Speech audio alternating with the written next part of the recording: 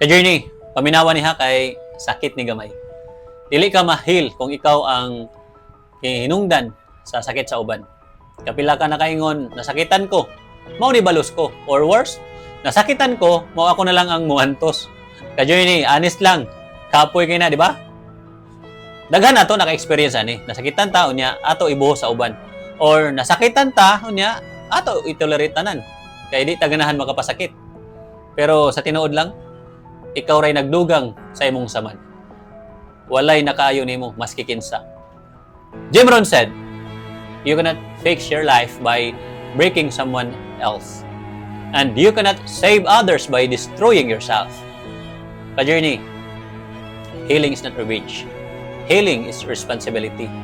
Healing is not martyrdom. Healing is boundaries. Dili sabot nga mohilom ra ka kay bitter ka. Usahay mohilom ka kay maayo na ka. Ka-journey, never hurt others to heal yourself. And never hurt yourself to heal others. Kung gusto ka og peaceful life, choose the healing that doesn't harm anyone. Especially you.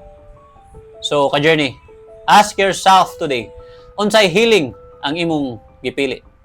Tinuod ba nga makahatag na og peace? O temporary ra og makapasakit balik?